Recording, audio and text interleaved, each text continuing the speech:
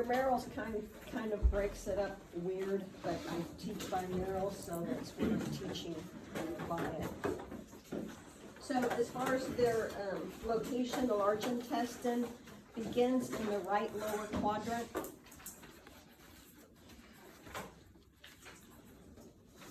At the ileocecal bowel.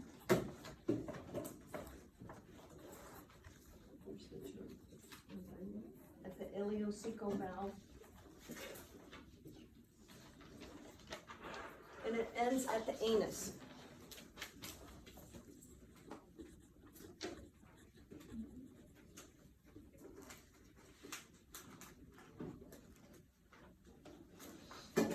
Okay, there's four main parts according to your marrows. Number one is the cecum. Number two is the colon.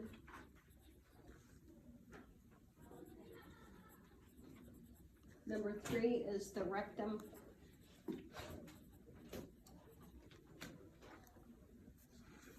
And number four is the anal canal. Okay, characteristics of the colon, the length is about 5 feet, approximately 5 feet.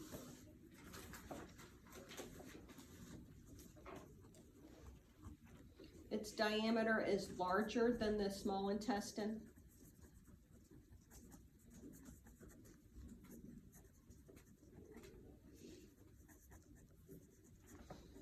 And it has that distinct marking called haustra.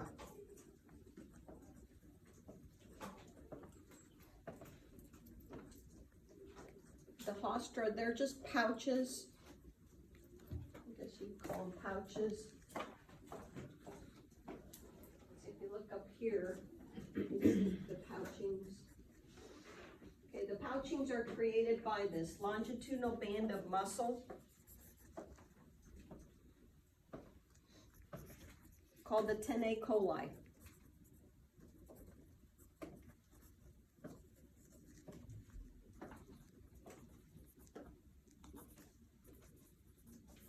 Okay, so that band of muscle just goes, sometimes you can even see in real nice images, you can see that band of muscle going through it like this. It just pulls it together and makes little pouches. Okay, two main functions to the large intestine. Number one is elimination of waste. What's the term for that? The waste, yeah, feces, but what's it called, Tim? Defecation. There you go, thank you.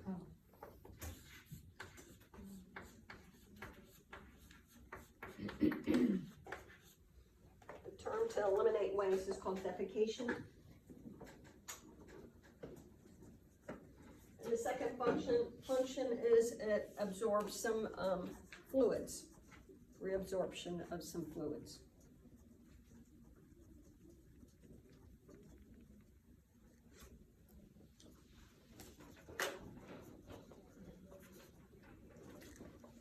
All right, so the first part of the large intestine is the cecum.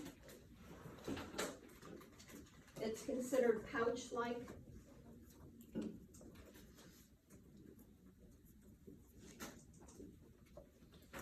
So since it's the first portion, what's another name for first or beginning? Starts with a P. Proximal. So if there was a question, what is the most proximal part of the large bowel or large intestine? That would be the cecum.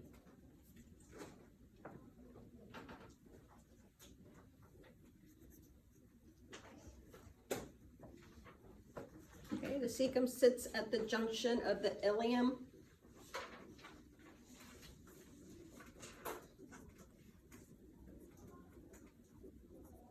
and the colon.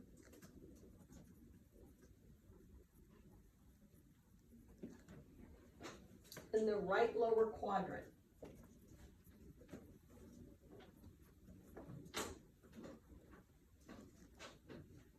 It is rather freely movable.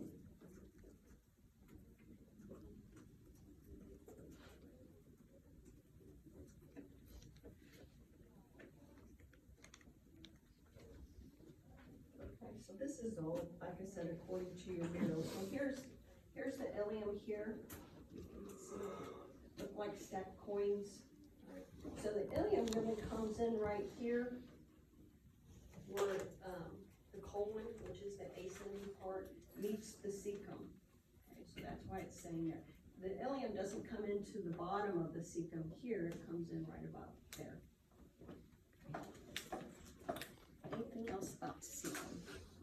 Oh, yeah. Okay. On the cecum is something called the appendix. The appendix is also known as the vermiform process.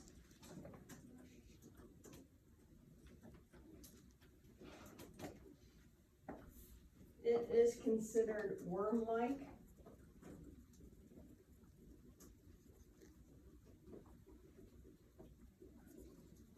It has no peristaltic action.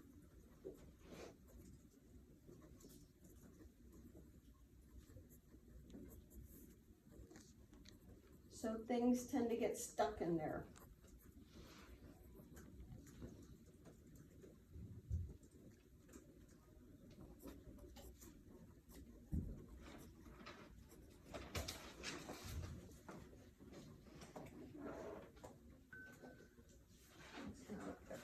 So what would appendicitis be?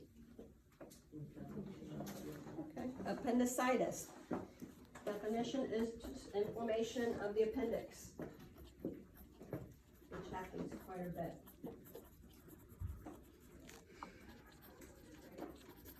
Make sure you know the location of the appendix. I see it on registry review stuff. It is located on the posterior medial wall of the cecum.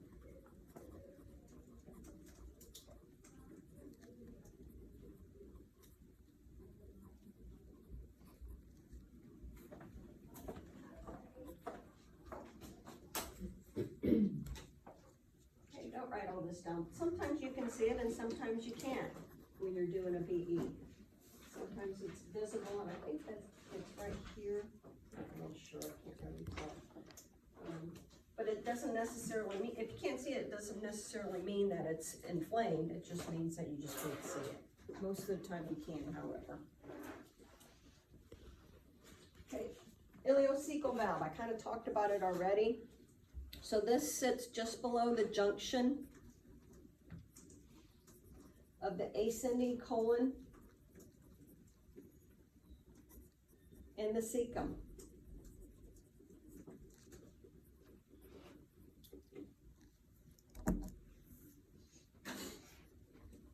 So it's considered a flap.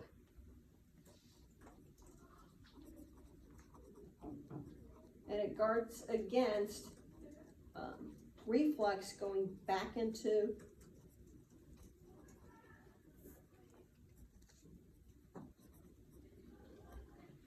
the small intestine.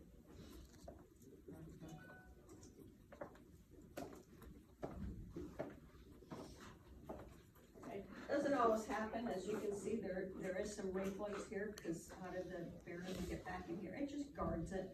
So it also, not really a big deal, but it also guards against rapid introduction of fluids and stuff into the cecum. So it's just kind of a little flap sits there.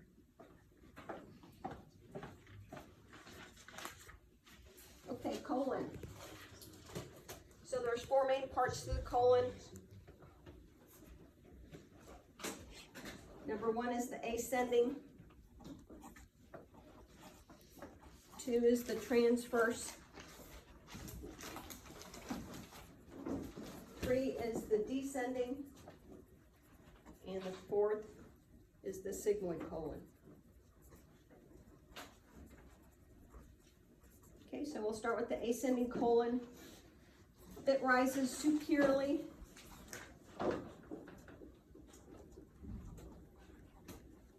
from its junction with the cecum.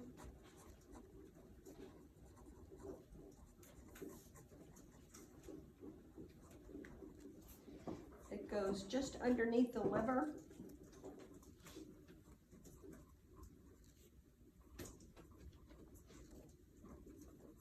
Where it joins the transverse colon.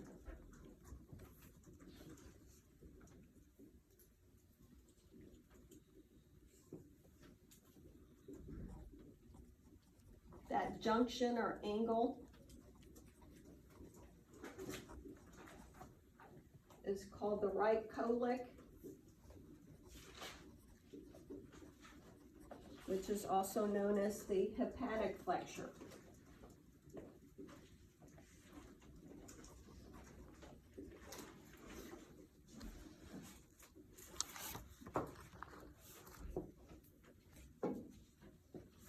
Okay, it's not the right hepatic flexure, it's either right colic flexure or hepatic flexure. One thing you need to note about the ascending colon is that it is posteriorly located.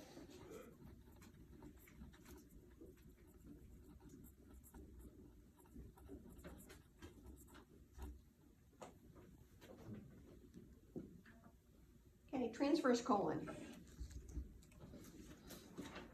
This is the longest and most freely movable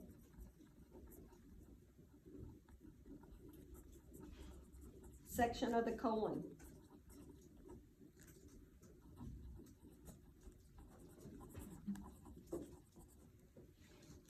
Okay, it crosses the abdomen, sometimes loops way downward.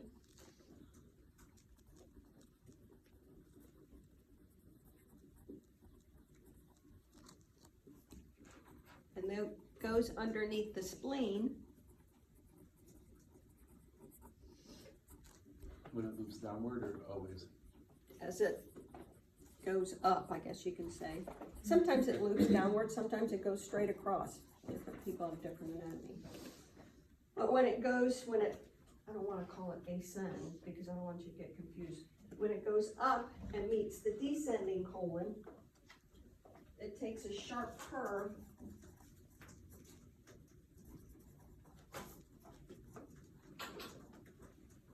called the left colic flexure. Left colic flexure, which is also known as the the splenic flexure.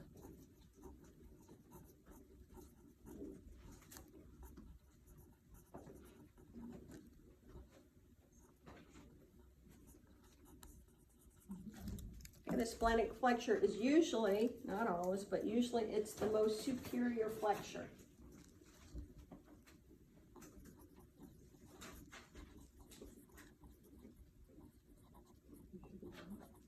It's usually the most superior flexure, and it's in the left upper quadrant.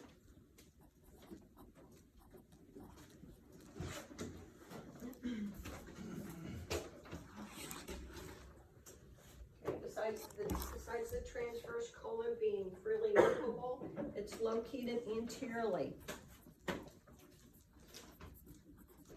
We'll do a review of these posteriorly and anteriorly stuff in a minute.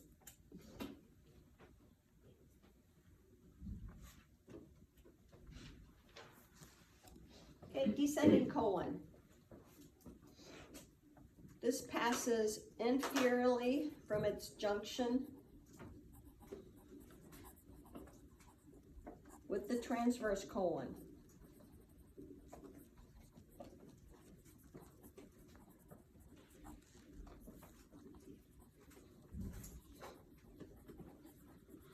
The descending colon is posteriorly located.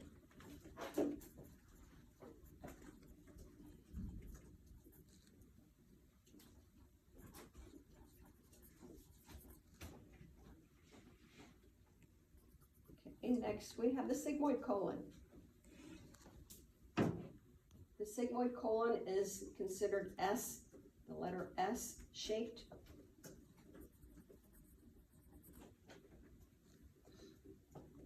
It is freely movable.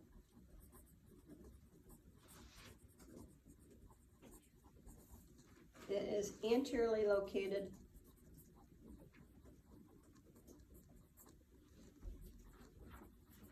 And it ends at the rectum.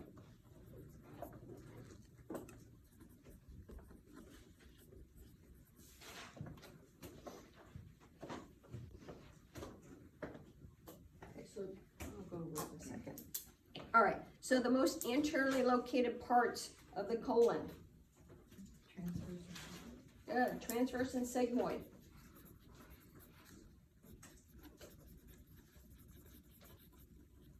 The most posteriorly located parts of the colon. Ascending and descending.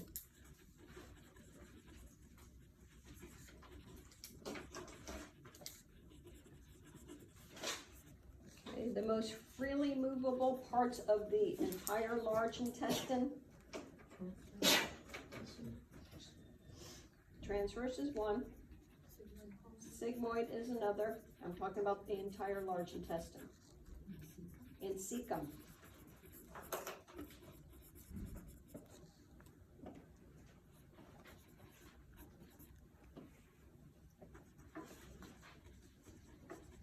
If the question was, according to Merrill's, the most freely movable parts of the colon, that would be just the transverse and sigmoid, because they don't consider the cecum part of the colon.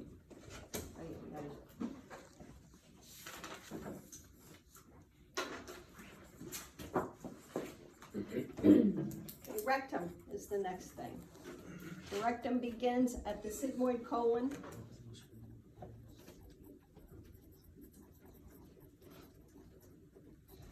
And it ends at the anal canal.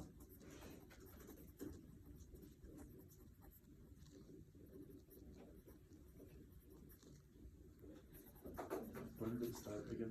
Sigmoid colon. And ends at the anal canal. The rectum follows the sacrococcygeal curve. Sacrococcygeal curve.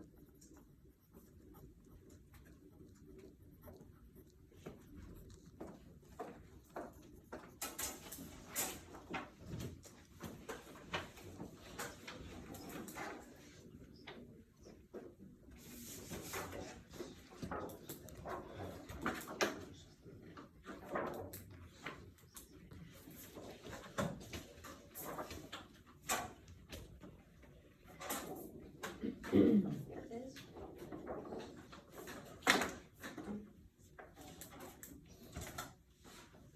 So all that means is, see here, this is sigmoid here, so it just goes like this, follows the curve of the sacrum and coccyx. There's something called the rectal ampulla. That's just the dilated portion of the rectum.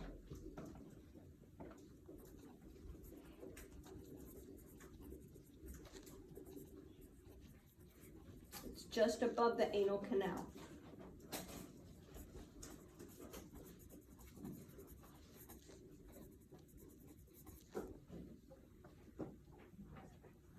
Okay, then the anal canal. This is the distoconstricted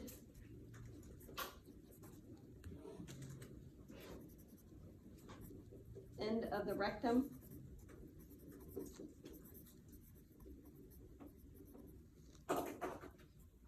And it terminates at the anus, which is the exit out.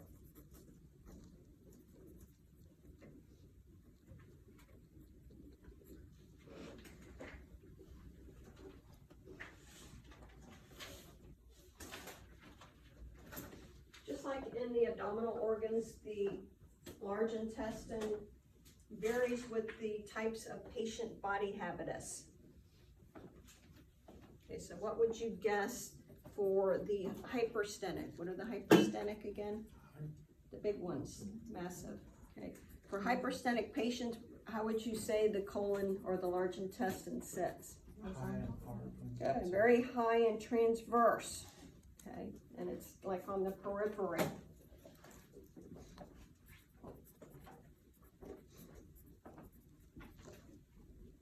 Those of you in fluoro, you know sometimes if it's a hyperstenic patient, we have to take two images. Uppers and lowers when we're doing large intestine, and crosswise uppers and lowers. You won't get it all on one.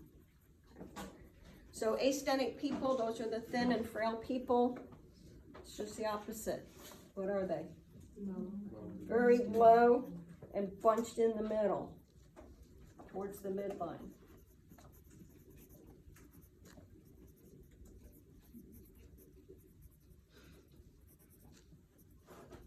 This is for the whole large intestines? Yep. Okay, so let's review, because Meryl's is so weird about it. So what's the most proximal part of the large bowel? Good, the cecum. What's the most proximal part of the colon?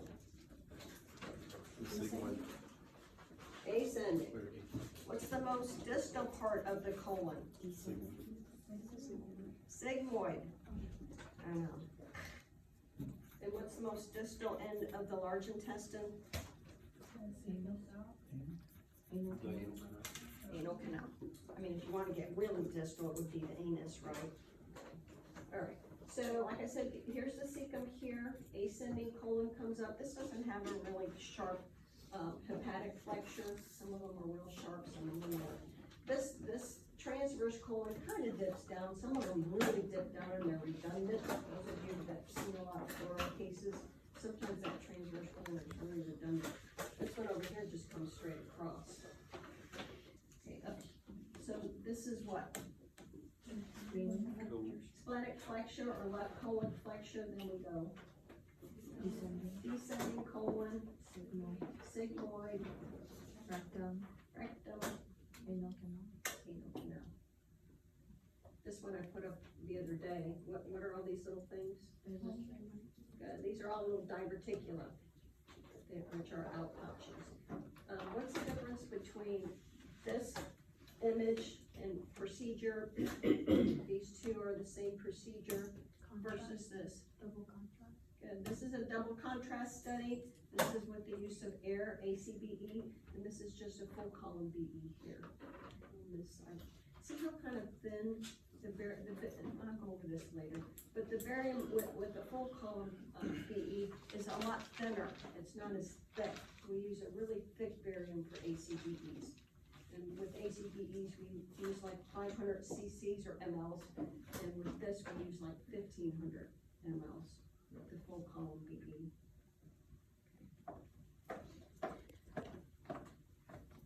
All right, just a little bit about the peritoneum. I really don't get into it, so if you're reading it in your book, I don't go into it as much as your book does.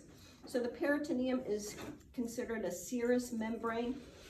Serous is spelled S-E-R-O-U-S, serous membrane. It covers the abdominal pelvic wall.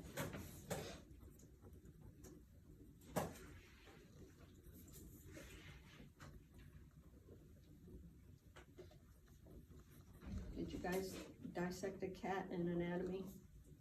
No? Yeah, some of you did, some of you didn't, but they always look at that.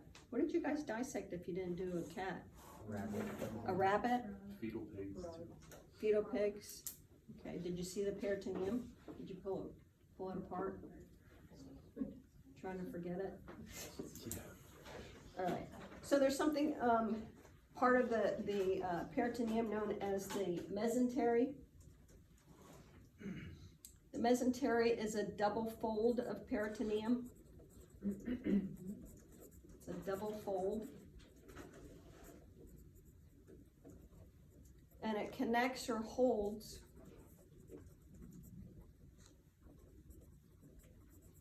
the small intestine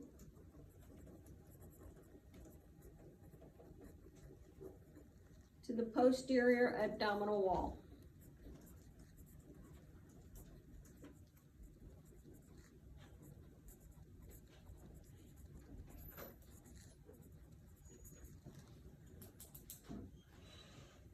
Okay, then there's something called the omentum. This is a specific, according to your book, a specific type of double fold peritoneum.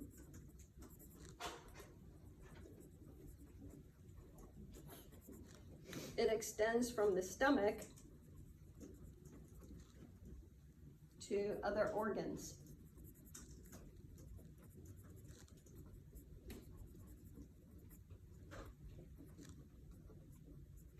Okay, then they break it down a little bit further.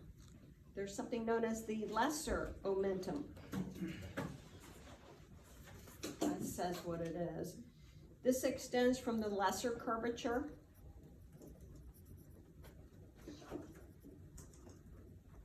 of the stomach. What side is the lesser curvature on? It's on the right side of the stomach. So it extends from the lesser curvature, which is on the right side of the stomach, to the liver.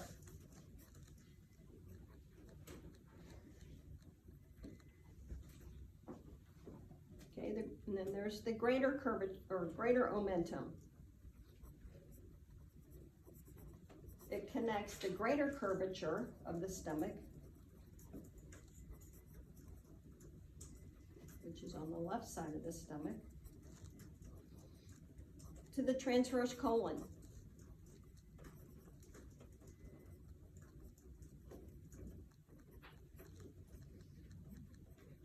Make a little star by this next statement. The greater omentum forms an apron on the anterior abdominal wall.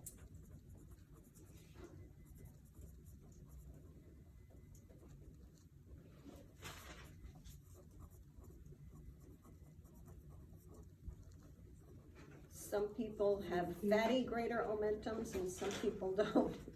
So it can have fat on it. The greater omentum is the one that has fat on it. I'm not saying everybody has fat on their greater omentum, but. All right, so the greater omentum, it forms an apron. That's a term that they use a lot on registry stuff. It forms an apron on the anterior abdominal wall.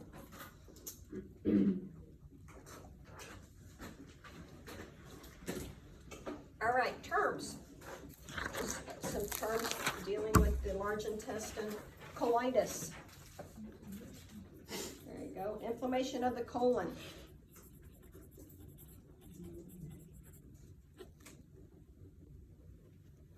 Radiographic sign for colitis.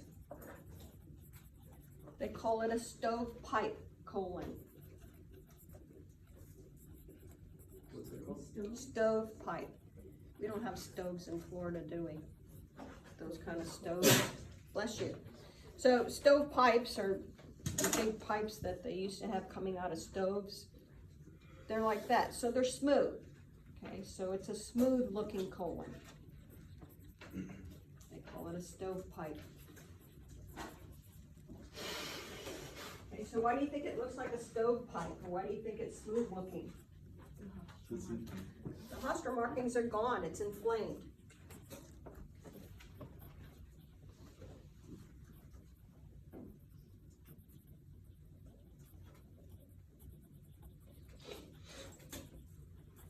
Okay, diverticulitis. Just inflammation of the diverticula.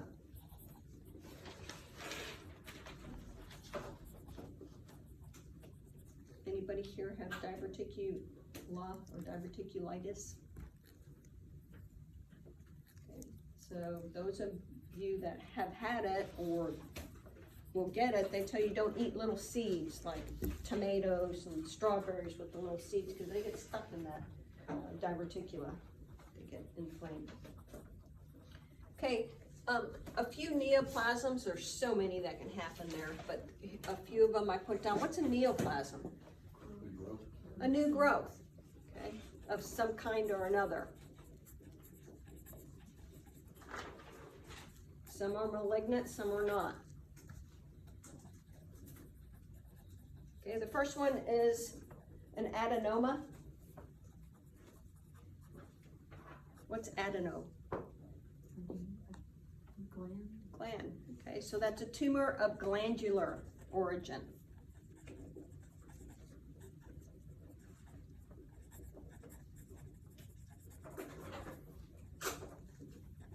They can be benign or malignant.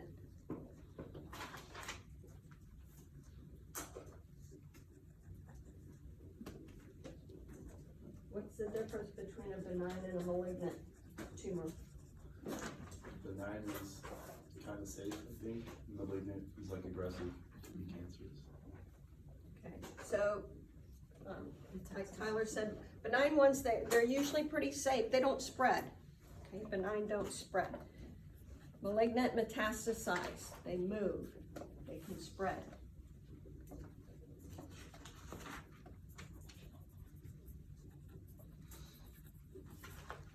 Okay, next one is a polyp. Those are intraluminal growths. I think I went over this before. So they go in like this, intraluminal. They could be benign or malignant.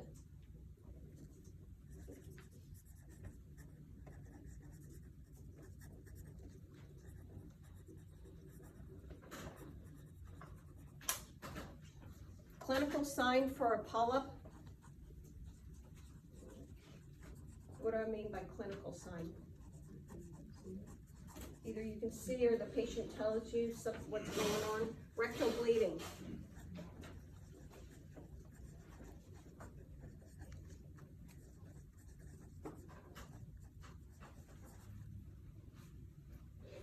Also important to know the best way to demonstrate, as far as radiographically, best way to demonstrate a polyp is with an ACBE.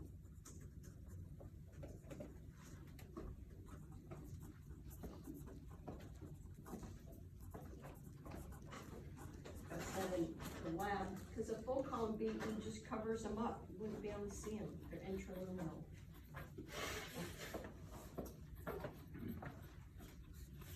Okay, next one is a carcinoma. These are malignant tumors.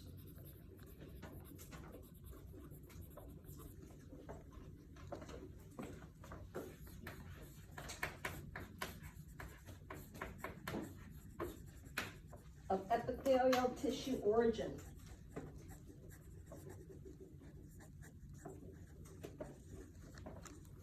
You don't have to know all this right now. When we get into patho, you do. But epithelial tissue, what's an epithelial tissue? Any kind of surface linings of your organs or epithelial tissue, your skin. Okay, any kind of lining. We'll get into that later. Okay, a specific type that occurs in the large intestine, they call it an apple core carcinoma.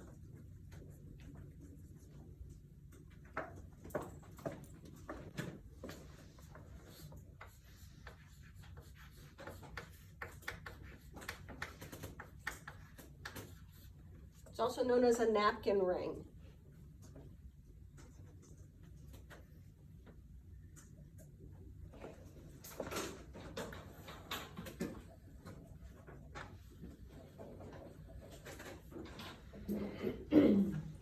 This is where the tumor completely surrounds the lumen of the large bowel.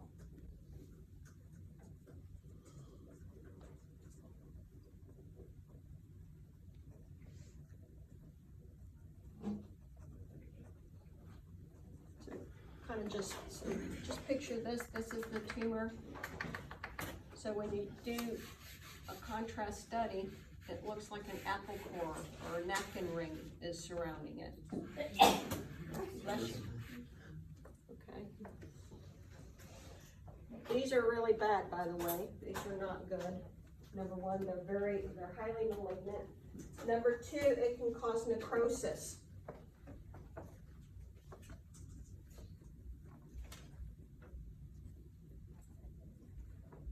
What's necrosis? Necrosis technically is called death of a tissue.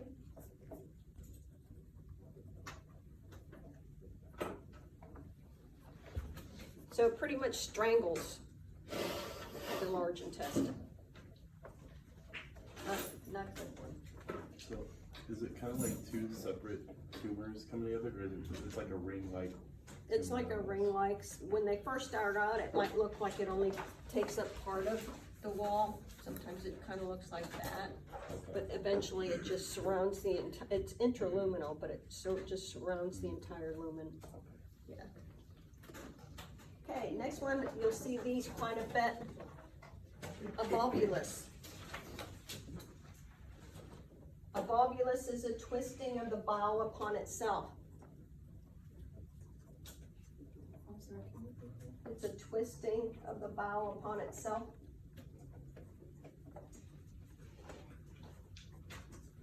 Okay, it usually occurs at the sigmoid.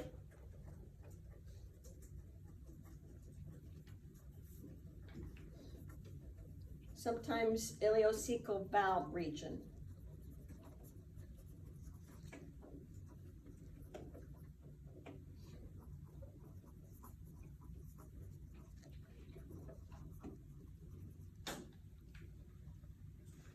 Okay, next one is something called intussusception. That is a telescoping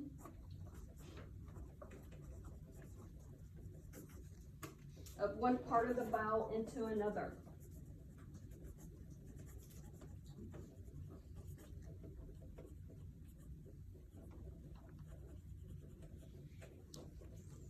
Usually happens with kids. Anybody seen that out there? So those of you at St. Joe? No? Because they do studies where they force a lot of, I'll write all this down, they force a lot of fluid into the intussusception to try and open it up. Haven't seen it? Okay. Okay, this one usually occurs at the ileocecal region.